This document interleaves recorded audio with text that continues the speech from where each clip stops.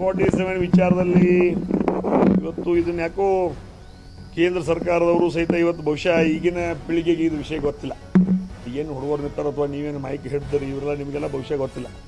1988 December 5ರಂದು ನಡೆದಿರ್ತಕ್ಕಂಥ ಐಗಳಿ ಕೊಲೆ ಪ್ರಕರಣ, ಅದರಲ್ಲಿ ಒಂದು ಕೂಸು, ಇಬ್ಬರು 3 ಜನ ಮರ್ಡರ್ ಆಗೈತಿ. ಮರ್ಡರ್ ಬಗ್ಗೆನೂ ತನಿಖೆ ಆಗಿಲ್ಲ. ಮತ್ತು ಅದು ಮರ್ಡರ್ ಹೆಂಗಾಗೈತಪ್ಪ ಅಂತಂದರೆ AK-47 1988ರಲ್ಲಿ ನಮ್ಮ ಭಾರತ ದೇಶದ ಮಿಲಿಟರಿಯಲ್ಲಿಯೂ ಸಹಿತ ಡಿಫೆನ್ಸಲ್ಲಿಯೂ ಸಹಿತ ಆ ವೆಪನ್ ಇದ್ದಿರಲಿಲ್ಲ. ಹೊರಗಿನ ದೇಶದಿಂದ ತುಡುಗು ಮಾಡಿ ತರೋದು ಮುಖಾಂತರ ಇವತ್ತು ಈ ರೀತಿಯಾಗಿರ್ತಕ್ಕಂಥ ಒಂದು ಮರ್ಡರನ್ನು ಮಾಡಿರ್ತಕ್ಕಂಥ ಜನ ಇವತ್ತಿನ ದಿವಸ ಅವರು ಶಾಸಕರಾಗಿದ್ದಾರೆ. ಮತ್ತು ಇದು ನಾವು ವಿಚಾರ ಮಾಡ್ಬೇಕಾಗತ್ತಿ. ಅಂಥವ್ರು ಇವತ್ತು ಶಾಸಕರಾಗಿದ್ದಾರೆ, ಅಂಥವ್ರು ಇವತ್ತು ಮಂತ್ರಿಗಳಾಗಿದ್ದಾರೆ. ಇವತ್ತು ಆರೋಪಿ ನಂಬರ್ 1, 2, 3, 4 ಅವ್ರ ಹೆಸರುಗಳಿದಾವೆ. ಅಂಥವ್ರು ಕರ್ಕೊಂಡು ಈಗ ಸರ್ಕಾರ, ಸಿದ್ದರಾಮಯ್ಯನವ್ರ ಸರ್ಕಾರ ನಡೆಸಕತ್ತಾರೆ. ಸರ್ಕಾರಕ್ಕೆ ಯೋಗ್ಯತೆ ಬರ್ತೈತೇನು? ಅದಕ್ಕೆ ಇವತ್ತು ದಿವಸ ನಾನು ಕೇಂದ್ರ ಸರ್ಕಾರಕ್ಕೆ ಪತ್ರ ಬರೆದಿದ್ದೀನಿ, ಮಾನ್ಯ ಪ್ರಧಾನಮಂತ್ರಿಗಳಿಗೆ ಬರೆದಿದ್ದೀನಿ, ಹೋಮ್ ಮಿನಿಸ್ಟ್ರಿಗೆ ಬರೆದಿದ್ದೀನಿ. ಇದನ್ನು CBI ಎನ್ಕ್ವೈರಿ ಮಾಡಬೇಕು, ಕೂಡಲೇ CBI ಎನ್ಕ್ವೈರಿ ಮಾಡಬೇಕು. ಸುಮ್ಮನೆ ಇವತ್ತು ಆಸಾಮ್ದಾಗ ನಕ್ಸಲೈಟ್ಸ್ ಹೋರಾಟ ಮಾಡ್ತಾರೆ, ಅವ್ರ ಮ್ಯಾಗ ಮಾಡ್ಕೊತ ಹೋಗ್ತೀವಿ ನಾವು. ಅವ್ರು ಹೋರಾಟ ಮಾಡಕತ್ತದು ನಮ್ಮ ಮೂಲಭೂತ ಸೌಕರ್ಯ, ನಮ್ಮ ಸ್ವತಂತ್ರ, ನಮ್ಮ ಕೂಡ್ರಿ ಅನ್ನೋಂಥ ಭಾವನೆದಾಗ ಅವ್ರು ಪಾಪ ನಕ್ಸಲೈಟ್ಸು ಅವರು ಇವರು ಹೋರಾಟ ಮಾಡ್ತಾರೆ. ಅವ್ರ ಮ್ಯಾಗ ಏನು ಬೇಕಾದ್ರೆ ಮಾಡಕತ್ತೀವಿ. ಅವರು ಮತ್ತು ಸಣ್ಣ ಬಂದೂಕದ ಅವರು. ಇವ್ರು AK-47 ಇದ್ದವ್ರ ಮ್ಯಾಗ ಏನೂ ನಿಮ್ಮದು ಕ್ರಮ ಇಲ್ಲ.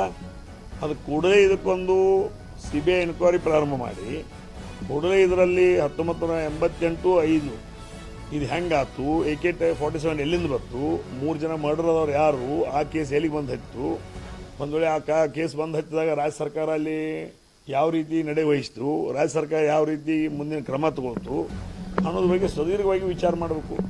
ಮತ್ತು ಈಗ ಅವರು AK-47 ತಂದವರು ಮಂತ್ರಿ ಆಗಿದಾರಂದ್ರೆ, AK-47 ತಂದವರು ಶಾಸಕರಾಗ್ತಾರಂದ್ರೆ, AK-47 ತಂದವರು ಇವತ್ತು ದಿವಸ ಇಟ್ಕೊಂಡು ಬ್ಯಾಂಕ್ಗಳನ್ನ ಲೂಟಿ ಮಾಡ್ತಾರಂದ್ರೆ, ಇವತ್ತು ಸಾಮಾನ್ಯ ಜನನೂ ಆ ಒಂದು ಕೆಲಸಕ್ಕೆ ಹಾಕ್ಬೇಕಾಕೈತಿ. ಅದಕ್ಕೆ ಕೇಂದ್ರ ಸರ್ಕಾರಕ್ಕೆ ನಾನು ಮನವಿಯನ್ನು ಮಾಡ್ತೀನಿ, ಆದಷ್ಟು ಬೇಗನೆ ಈ ವಿಷಯ ಬಗ್ಗೆ CBI ಎನ್ಕ್ವೈರಿ ಮಾಡಬೇಕು. CBI ಎನ್ಕ್ವೈರಿ ಮಾಡೋದ್ರ ಮುಖಾಂತರ ತಪ್ಪಿಸಿದ ಮೇಲೆ ಉಗ್ರವಾಗಿರ್ತಕ್ಕಂಥ ಕ್ರಮ ಕೈಗೊಳ್ಳಬೇಕು. ಮತ್ತು ಅವ್ರಿಗೆ 2 ತಂದವ್ರು ಏನು 10 ತಂದವ್ರು ನಂಗೆ ಗೊತ್ತಿಲ್ಲ. ಮತ್ತು ಇನ್ನು ಉಳಿಕಿದ್ದು ಎಲ್ಲಿದಾವೆ ಅದ್ರ ಬಗ್ಗೆನೂ ಸರ್ಚ್ ವಾರೆಂಟ್ ಮಾಡಿ ಅದನ್ನು ಸಹಿತ ಅವು AK-47 ಉಳಿದಂಥ ಗನ್ಗಳು ಎಲ್ಲಿದವ್ರ ಬಗ್ಗೆನೂ ಸಹಿತ ಅದನ್ನು ಸಹಿತ ಎನ್ಕ್ವೈರಿ ಮಾಡಬೇಕು ಅನ್ನೋ ಮಾತನ್ನು ಈ ಸಂದರ್ಭ ಹೇಳ್ತಾ, ನಮ್ಮ ಒಂದು ಸರ್ಕಾರದಲ್ಲಿ ಕ್ರಿಮಿನಲ್ ಮೈಂಡೆಡ್ ಅವ್ರಿಗೇನೋ ಅಂತಾರೆ master minded. He is not master minded, he is criminal minded. Criminal minded ಇದ್ದವನು ಇವತ್ತು ನೀವು ಒಂದು ಮಂತ್ರಿ ಸ್ಥಾನ ಕೊಟ್ಟು ನಿಮ್ಮ ಸರ್ಕಾರದಲ್ಲಿ ಇಟ್ಕೊಂಡಿದ್ದೀರಿ.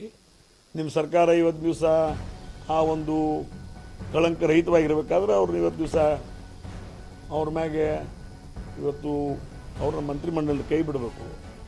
ಮುಂದಿನ ಸಲ ಚುನಾವಣೆ ನಿಲ್ಲುವಂಥ ಸಂದರ್ಭದಲ್ಲಿ ಈ ಒಂದು AK-47 ವಿಷಯ ಮತ್ತು ಐಗಳಿ ಮರ್ಡರ್ ಕೇಸ್ನಲ್ಲಿ ಯಾರ್ಯಾರು ಇದ್ದಾರೆ ಅವ್ರಿಗೆ ಯಾವುದೂ ಪಕ್ಷಗಳು, ಇವತ್ತು ಕಾಂಗ್ರೆಸ್ ಇರ್ಬೋದು, BJP ಇರ್ಬೋದು, JDS ಇರ್ಬೋದು, ಇನ್ನೊಂದು ಇರ್ಬೋದು, ಮತ್ತೊಂದು ಇರ್ಬೋದು, ರಾಜಕೀಯವಾಗಿರ್ತಕ್ಕಂಥ ಆಶ್ರಯ ಅಥವಾ ರಾಜಕೀಯವಾಗಿರ್ತಕ್ಕಂಥ ನಿಮ್ಮ ಪಕ್ಷದ ಟಿಕೆಟ್ಗಳನ್ನು ಯಾವುದೇ ಹಂತದಲ್ಲಿ ಕೊಡಬಾರ್ದು ಅನ್ನೋಂಥ ಒಬ್ಬ ಸಾರ್ವಜನಿಕ ಭಾರತದ ಪ್ರಜೆಯಾಗಿ ಮನವಿಯನ್ನು ಮಾಡ್ತಾರೆ.